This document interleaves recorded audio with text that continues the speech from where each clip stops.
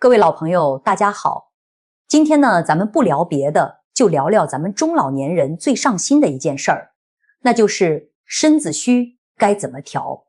我晓得咱们上了年纪之后，多多少少都会觉得身上不得劲，走两步路就累得慌，干点家务活就气喘吁吁，晚上睡不好，白天没精神，吃饭也不香，浑身软绵绵的。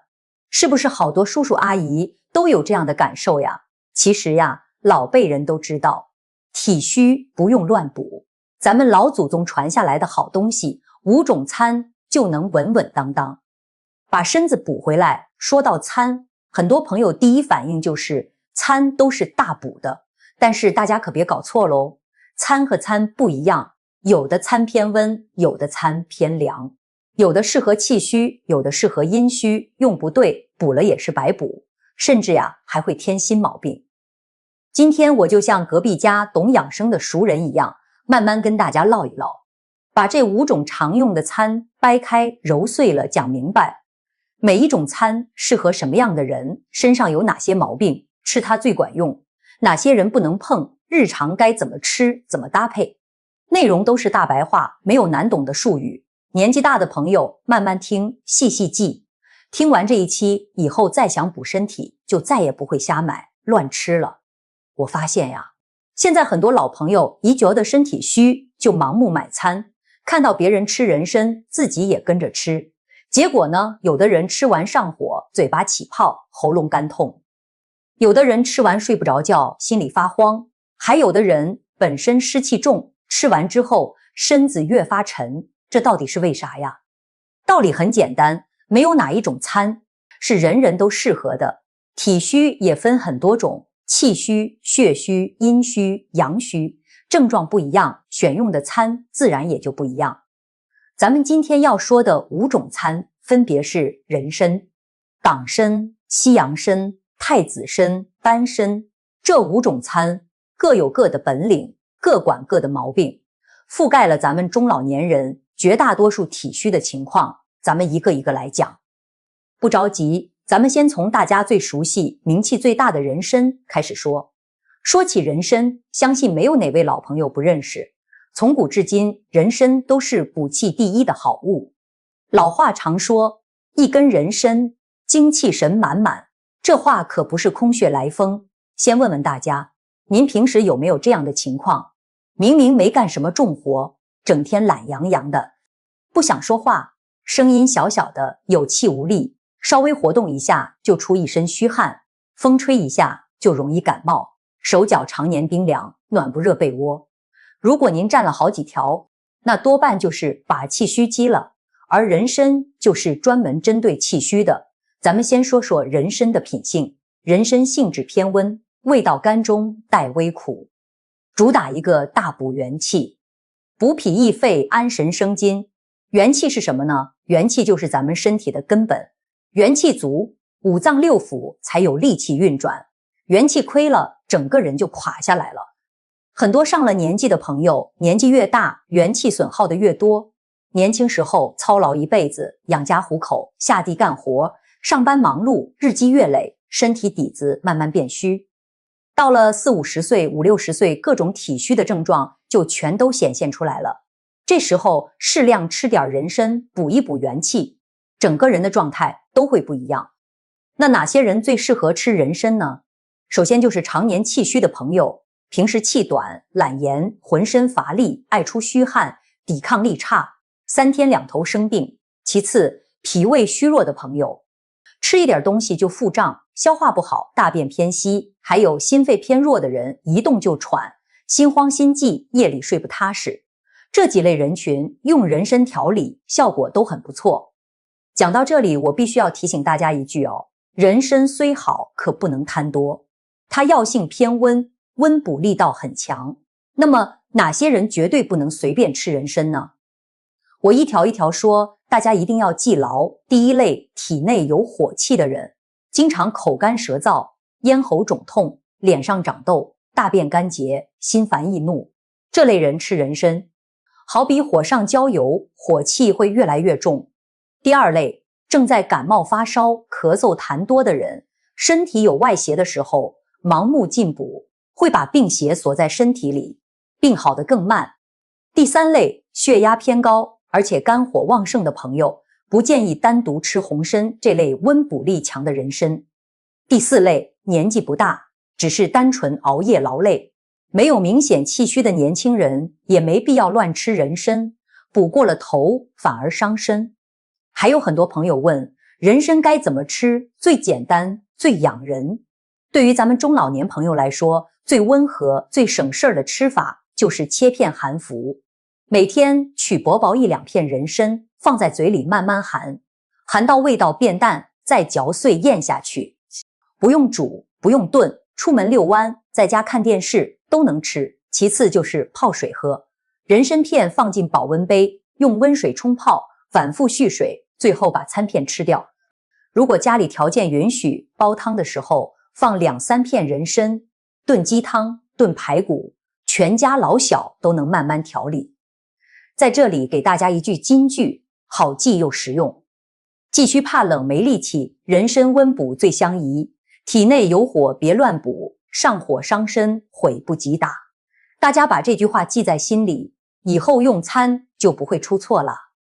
有的老朋友这时候就会问了，主播，我也气虚，浑身没劲，但是我体质偏热，一吃人参就上火，那该怎么办呢？别着急，咱们接下来讲第二种餐，党参。党参可以说是人参的平替好物，它的补气效果比不上人参那么强劲，但是药性特别平和，不寒也不热，绝大多数人的体质都能接受，尤其适合日常长期调养。咱们先来看看党参适合什么样的人。党参性质平和，味甘，主要功效是补中益气，健脾养血。它主打2个方向，一个是补脾气，一个是补气血。咱们中老年人，很多人不光气虚，还伴着血虚。什么是气血两虚呢？我用大白话讲给大家听。平时浑身乏力，懒得动弹，这是气虚，脸色发黄，脸色苍白，嘴唇没有血色，头晕眼花，蹲下去再站起来，眼前发黑，这就是血虚。如果您同时有这2种情况，选党参就再合适不过了。还有一类人群，脾胃功能特别弱，吃不下饭，胃口差，饭后肚子胀，大便不成形，年纪大了，脾胃运化能力下降，吃再多营养品吸收不进去，也是白费。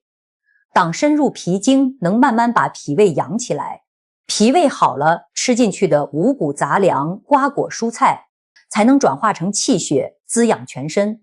很多常年体弱、大病初愈、产后体虚的朋友，医生都会建议用党参来调理，就是因为它温和，不伤身，补得稳，补得久。那党参和人参到底该怎么区分选用呢？我给大家分清楚，一听就明白。如果是呆元气大亏，身体极度虚弱，一动就喘，虚汗不停，摘想要快速补足力气，优先选人参。如果只是刀日常体虚，气血不足，脾胃偏弱，想长期慢慢调养，又怕上火倒的，那就选党参。党参价格也更亲民，天天吃也不会有负担。再说说党参的吃法，党参吃法特别多，家常又实用。最简单的就是泡水，取3-5克党参，开水冲泡，代茶饮用。早上泡一杯，喝上一整天，浑身都觉得舒展，煲汤更是少不了它。党参搭配红枣、桂圆、枸杞炖鸡汤、炖瘦肉汤，补气血，养脾胃，全家都能喝。家里有小孩子，体质偏弱，不爱吃饭，也可以少量放一点党参煲汤，温和调理。同样也要提醒禁忌哦，党参虽然平和，但也不是毫无讲究。体内有实热、大便干结、严重腹胀、感冒痰多的人，暂时不要吃党参。另外，党参补气有气滞情况，也就是总觉得胸口闷、肚子胀，爱叹气的朋友不要单独大量吃党参，可以搭配一点陈皮一起理气又补气。再送大家一句金句：割气血两虚，脾胃弱，党参平和，慢慢补。日常调养不上火，家常煲汤少不了答。这一句也好记，大家多多留心。讲完了温补的人参，平和的党参，接下来很多怕热的老朋友可要认真听喽。很多叔叔阿姨不是怕冷，而是常年怕热，手心脚心发热，夜里睡觉盗汗，口干舌燥，喝水也不解渴，心烦失眠，眼睛干涩。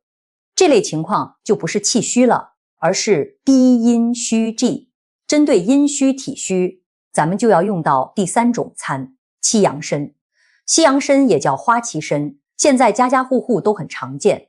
西洋参性质偏凉，味道微甘微苦，核心作用是补气养阴，清热生津。大家注意哦，它是化凉性搭的参，专门针对气阴两虚又伴有虚火的人群。我再把症状说得直白一点，大家对照自己看一看。第一，经常口干、喉咙干，嘴里发苦，总想喝水。第二，手心、脚心、心口窝发热，也就是咱们常说的五心烦热。第三，晚上睡觉出盗汗，睡着之后出汗，醒了汗就停。第四，容易心烦、焦虑，睡不着，多梦。第五，说话多了，劳累之后嗓子干涩，声音嘶哑。如果您有以上这些表现，吃人参、党参越吃越难受，但是吃西洋参就会感觉很舒服。现在生活条件好了，很多中老年朋友平时操心多，思虑重，带孙子做家务，操心家里大大小小的事，日积月累，耗伤阴液，长出虚火。还有不少朋友平时喜欢吃辛辣油腻的食物，也容易滋生内热，这种体质首选西洋参。西洋参不光能补气，让身体有力气，还能清掉体内的虚火，一边补一边降火，一举两得。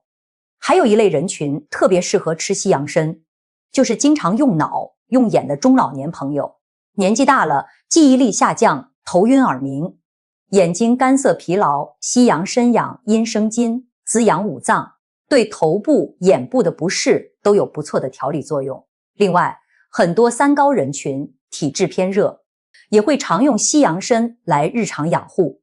接下来讲吃法和禁忌，这一块一定要听仔细。西洋参凉性，吃法依旧简单，切片含服，泡水、煲汤都可以。日常养生，每天2-3片西洋参泡水，坚持喝，口干、心烦、盗汗的情况都会慢慢改善。煲汤的时候搭配麦冬、玉竹，养阴润燥的效果会更好。重点来了，哪些人不能吃西洋参？因为它偏凉，脾胃虚寒，常年拉肚子，大便稀溏，手脚冰凉，畏寒怕冷出的朋友绝对不适合长期吃西洋参。凉性药材会加重脾胃寒气，越吃肠胃越不舒服。还有正在受凉感冒、流清鼻涕、咳白痰的人也要暂停食用。简单总结一下体质区分：怕冷体虚选人参、党参，怕热体虚有虚火就选西洋参。金句送给大家：播阴虚有火肠口干，西洋参凉能养阴，怕冷畏寒别多食，分清体质才进补。前面3种参补气力道有强有弱，但是还有一部分朋友身体虚的并不严重，只是平时容易疲惫，不爱吃饭，出汗多，体质偏弱，算不上大病，就是整个人提不起精神。尤其是一些体质柔弱的中老年人，还有家里体质差的晚辈，经不起大补，也受不了凉补。这时候就要用到第4种参，太子参。太子参还有个别名叫海尔参，从名字就能听出来，药性特别柔弱，温和，补力缓和，老少皆宜。太子参药性平和，微微偏凉，功效是益气健脾，生津润肺。它的特点就是补而不峻，温而不燥，凉而不寒燥。说白了，就是特别温柔的一款参，没有猛烈的补力，不会上火，也不会伤脾胃，适合那些虚症比较轻，只是身体偏弱，需要慢慢调理的人群。我再把适合人群讲得明明白白。第一类，体虚乏力，但是症状很轻，平时容易累，活动一下就出汗，也就是自汗，精神不算差，但总是懒懒的。第二类，脾胃虚弱，胃口不好，挑食，饭量小，消化能力弱。第三类，肺虚咳嗽，干咳少痰，嗓子干痒，尤其换季的时候呼吸道偏弱的朋友。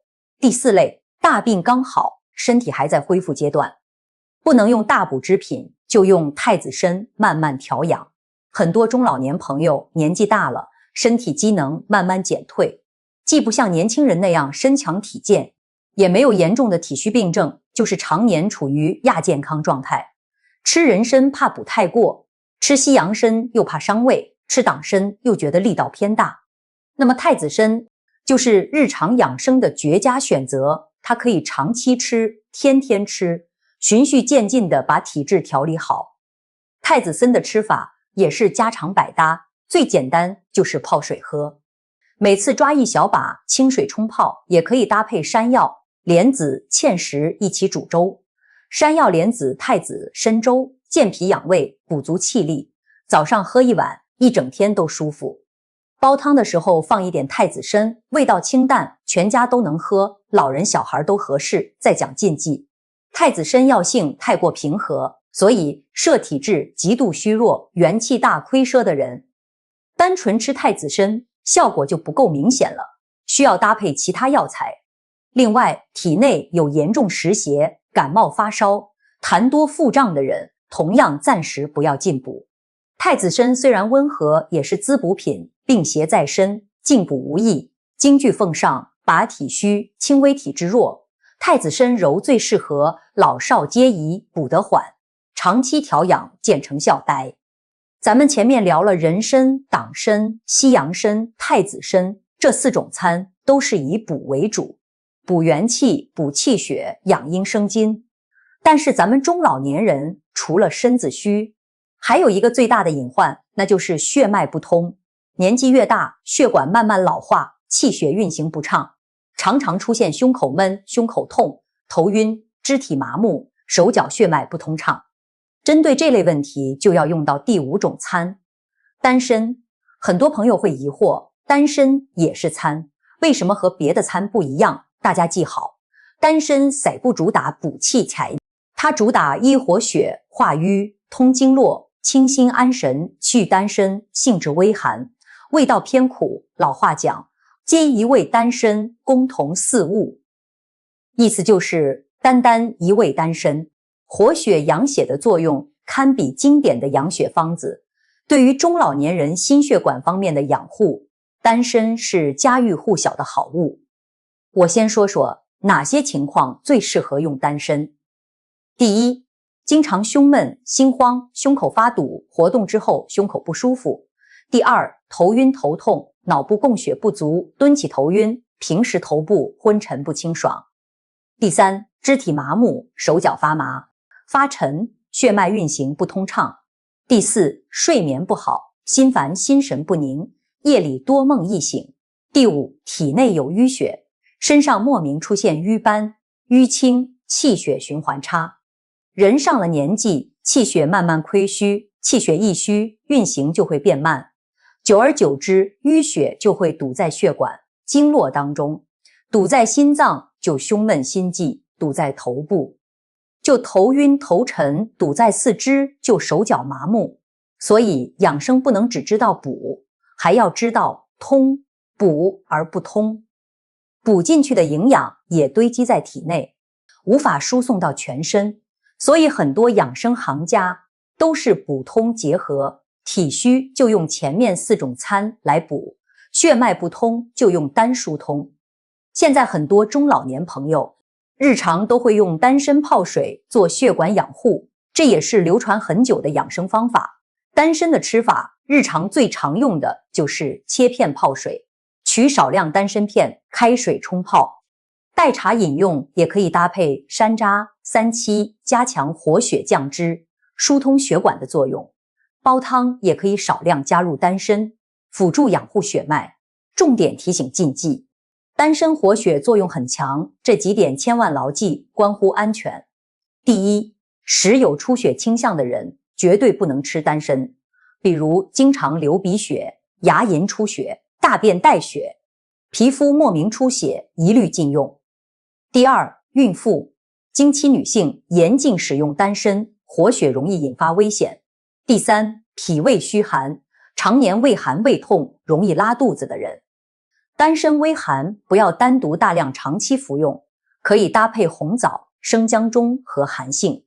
第四，正在服用抗凝类西药的朋友，一定要先咨询专业医师，不要自行叠加食用，避免风险。